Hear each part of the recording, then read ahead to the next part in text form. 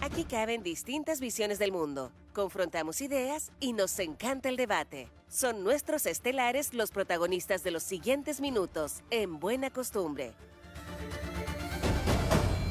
Bueno, y a 20 minutos de las 9 de la mañana le damos la más calurosa de las bienvenidas al retorno a Estelares de Buena Costumbre de Andrés Cruz, académico universitario, analista político. ¿Cómo estás, Andrés? Muy buenos días. Don Álvaro y doña María José, ¿cómo están? Un gusto estar de vuelta junto con ustedes y todos los auditores y auditoras de este programa. Oiga, y vemos que ha vuelto de sus vacaciones sin su tradicional barba, don Andrés. Ayer hice mella de esa situación. Hay que mantener cierto grado de reacondicionamiento al volver a las nuevas faenas que nos deparan en este nuevo año. Por lo tanto, sí, pero claro, va a volver, aunque no quiera. Pero yo quiero decirle una cosa, don Andrés, fíjese que se ha quitado varios años de encima usted con haberse afeitado. ¿Qué te parece eso, María José? De todas maneras, ¿cierto? Concuerdo. Se ve... Hay otros que dicen que, claro, y que me sumé más kilos de los que ya tengo. También puede ser. Hay que depende de la perspectiva que siempre es mejor la juventud. Sí, exactamente. Oye, quien no está hoy día, estimado Andrés, es Henry Campos, que salió de vacaciones. Así que... nuestra autoridad tiene que descansar. Sí, pues. claro. Sí, la cosa no es así, que tiene que haber un tiempo para los efectos de que medite qué va a hacer con posterioridad. Así es, un momento de reflexión. El poder tiene su costo. Exactamente. Oiga, don Andrés, fíjese que hay varios temas, pero a mí me gustaría partir con algo local, y es que el comercio ambulante en Concepción, que nunca se ha ido, porque completamente. Nunca, o sea, el paseo peatonal efectivamente estuvo despejado durante varios meses, pero si uno se da una vueltica por los alrededores del Hospital Regional de Concepción, lleno de comercio ambulante, tomada absolutamente la calle Maipú con Caupolicán, desde Caupolicán a Aníbal Pinto, la gente, el comerciante establecido, está padeciendo la invasión del comercio ambulante ilegal, pero ahora ha vuelto al paseo peatonal en gloria y majestad, porque la fuerza pública de Carabineros tiene otras funciones. Ha estado dedicada fundamentalmente a cooperar en la mantención del orden público e incluso a la extinción de algunos incendios forestales. Entonces, uno se pregunta, ¿qué se puede hacer? Estamos a merced definitivamente del dominio del comercio ambulante ilegal, porque Carabineros no puede estar de punto fijo ahí 12 horas en el día, impidiendo que se instalen los ambulantes ilegales. ¿Hay alguna solución? ¿Cómo lo ves tú, Andrés? Mira, yo creo que como toda circunstancia que reviste de causales que pueden ser muy diferentes, hay que abordarlas de manera sistemática y planificada. Y la verdad es que las políticas de shock en general no han dado buenos resultados. No. Es decir, el de golpear, finalmente aprender, multar a todo este tipo de personas, finalmente lo único que logra es paralizar o suspender la conducta desplegada por parte de los mismos por un tiempo, o simplemente obligarlos a que se trasladen a otros lugares. Es decir, estamos trasladando el problema y no solucionándolo. Por lo tanto, puede ser mediáticamente bastante impresionante, podemos sacar un titular en un diario inclusive a nivel nacional respecto de la conducta frontal que se puede adoptar en contra de este tipo de acciones. Pero yo creo que más vale establecer un plan que logre identificar cuáles son específicamente quiénes son las personas que están en esa condición, cuáles son las organizaciones o instrumentos de los que disponemos para poder enfrentarnos, para poder implementar este plan a corto y largo plazo, pueden ser desde las dos perspectivas, y finalmente evaluar los resultados del mismo, porque así como hay personas que realmente están por necesidad realizando labores en el comercio de estas características, hay muchas personas que no tienen otra vía para poder subsistir, y eventualmente estaríamos generando un problema mayor al impedir realizar este tipo de conducta. Es decir, vamos a obligarlo a una reconversión por necesidad a que cometan hechos punibles. Bueno, es cuestiones que hay que preguntarse. Y por otro lado, están quienes justamente se aprovechan de las circunstancias de que hay una ausencia absoluta de regulación por parte de este comercio para asociar otro tipo de actividades ilícitas. Por ejemplo, la receptación de especies sustraídas.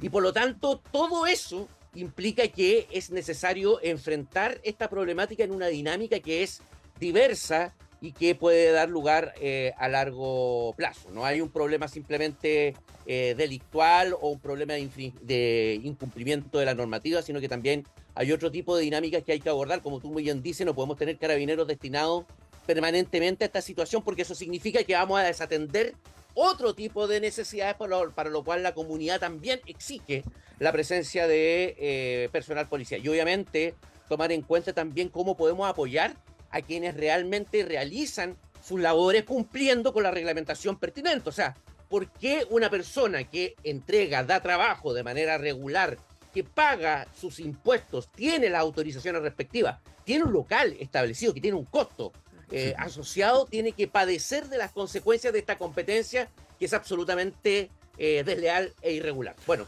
todo eso tiene que confluir para los efectos de lograr establecer un plan, pero a largo plazo, insisto. Esto no es algo que se vaya sin perjuicio, que sea un plan a largo plazo, que se vaya midiendo, evaluando, conforme a objetivos que se vayan fijando a corto plazo. Andrés Cruz, el comercio ilegal es una falta, por lo tanto no es de competencia del Ministerio Público, de la Fiscalía. Entonces, ¿cómo hacer? Porque evidentemente se sostiene con más de alguna base de que aquí hay otros asuntos que podrían derivar en la comisión, sí, efectivamente, de delitos. Entonces, ¿cómo uno puede incorporar al Ministerio Público en este fenómeno? ¿Cuál es el camino? Porque ahí está la piedra de tope. Yo creo que es buena la pregunta en términos de que ¿será el Ministerio Público el órgano destinado a solucionar el problema de comercio ilegal? A mí me parece que solo el Ministerio Público, con investigaciones que busquen hacer efectiva y aplicar sanciones, no es la solución. Esto no va a lograr finalmente, efectivamente, desplegar o identificar cierta clase de hechos punibles. Podemos tener asociación ilícita por la comisión del delito de receptación, por ejemplo. Inclusive el comercio clandestino también puede estar dentro de esa misma base. Podemos hacer investigaciones de carácter penal, podemos identificar a individuos que justamente incurren en conductas delictuales como consecuencia de la acción que están desplegando. Pero no va a ser la solución al problema que estemos simplemente recurriendo a la aplicación de castigo, porque eso no ha dado soluciones ni aquí ni en otro tipo de ámbitos. ¿Es un factor que hay que considerar? Sí, indudablemente, pero no es el único, y creo que hay otros mucho más trascendentes para lograr erradicar finalmente y evitar que el comercio establecido tenga que padecer de este tipo de circunstancias. ¿Y si se empieza a multar a las personas que compran? O sea, la atribución, de acuerdo a las ordenanzas municipales, existe. ¿Y quién lo va a hacer? Claro. Si imagínate, los inspectores municipales están en despoblado. Fue un agredido. Eso es una muy buena acotación, porque otra circunstancia también que hay que tomar en cuenta es la acción o la conducta reactiva por parte de quienes se ven fiscalizados por la autoridad frente a este tipo de circunstancias, y eso claramente son actividades, es un delito que tiene que ser perseguido frontalmente. Ese es de los aspectos que sí le corresponde al Ministerio Público, y en eso estamos de acuerdo. No se puede bajarle la trascendencia o la gravedad al hecho de atacar a un funcionario municipal o a un funcionario policial o de otras características que están realizando sus labores de fiscalización. Muchas veces hemos visto que por una cuestión de burocracia, simplemente todas las instituciones se burocratizan, no es algo propio del ministerio, todas las instituciones caen en eso. Finalmente se hace de una rutina el constatar que existen lesiones leves, sin tomar en consideración que estas lesiones leves son diferentes de otra clase de acciones de la misma característica, tomando en consideración que existe una persona que está ejerciendo una labor de fiscalización y que se ve agredida por parte de individuos que finalmente no tienen o no ven consecuencias frente a su actuar. Lo peor que puede ocurrir es que exista impunidad frente al ámbito de la fiscalización, y creo que también en eso estamos al debe, y en eso sí estaría de acuerdo contigo, Álvaro, en términos de que hay que lograr una intervención mucho más comprometida por parte del Ministerio Público en algo que, le guste o no, tiene intervención, que es justamente la implementación de políticas de carácter criminal. El Ministerio Público es un instrumento de política criminal, como es la policía y como también lo es Gendarmería, que se nos olvida, pero que pueden cumplir un rol de esta característica. Pero para eso hay que planificar. Si nosotros simplemente tomamos a estas personas y las sancionamos sin tener en consideración de que estamos atrás un objetivo mayor, ¿cuál es el objetivo mayor? No es simplemente sancionar al individuo que incurre en comercio clandestino, en receptación o en golpear. a los funcionarios de la fiscalización, sino que mi objetivo, la meta que yo persigo, es eliminar el comercio clandestino. Es decir, yo encauzo mis acciones hacia ese objetivo. Actualmente lo que se ve finalmente son reacciones específicas, puntuales, o el abordar una circunstancia que es un fracaso en toda Latinoamérica y en general en el mundo, abordar este tipo de problemáticas caso a caso, cuando hay que tomar en cuenta que hay que identificar la regularidad dentro de la sociedad de esta conducta para poder abordarla y lograr evitar de que se produzca hacia el futuro o transformarla. Es decir, lograr que estos individuos a través o que estén dispuestos finalmente a realizar sus conductas dentro de la ley, logren enmarcar su comercio justamente cumpliendo con la normativa que se le exige. Claro. Bueno, no sé si les parece Sí, po. cambiar de tema también. Tuvimos suficiente ahí análisis del comercio ambulante o ilegal, pero con este nuevo look, Andrés, para enfrentar el mes de marzo y el Joven año. Andrés. Joven Andrés. ¿Cómo lo ves en la política? Porque, bueno, se anuncia cambio de gabinete y hay reformas importantes, estructurales y también temas de agenda que son de seguridad, que son también relevantes. La ministra Carolina Toá, sin duda, hay un acuerdo transversal, al menos acá en los estelares, de los cuales participan de buena costumbre, en que la ministra Toá también le vino a dar firmeza al gobierno durante el año 2022. Sin embargo, tuvo ahí un talón de Aquiles, como se dice, sobre respecto de la mesa de seguridad, que no pudo finalmente encauzarse de buena forma. De hecho, se cayó esa mesa. Tenemos también la reforma de pensiones, por otro lado, por ejemplo, donde los votos de la derecha tampoco están, van a proponer otras alternativas. Finalmente se tira a la basura por parte de la oposición la reforma de pensiones. Entonces se ve complicado. ¿Cómo lo ves tú, Andrés? Veo que bueno, el cambio de gabinete ya se viene anunciando hace no sé cuánto tiempo. Sí, Es es algo verdad, que se viene discutiendo desde antes que yo salía de vacaciones, ya estaban anunciando el cambio Sí. de gabinete. Ahora, efectivamente, yo creo que es necesario efectuar una reestructuración y más aún en aspectos que están vinculados con las subsecretarías. ¿Por qué? Claro. Porque a mi juicio se han hecho modificaciones ministeriales en términos muy cosméticos, muy cosméticos. Recuerden ustedes que cuando salió Jackson hubo una suerte de enroque Roque. ministerial más que cambio, sin perjuicio de la tremenda incorporación de la ministra Toá, que obviamente vino a subsanar un error que se cometió al momento de nombrar a la primera ministra del Interior por carecer de la experiencia necesaria para asumir un cargo de estas características.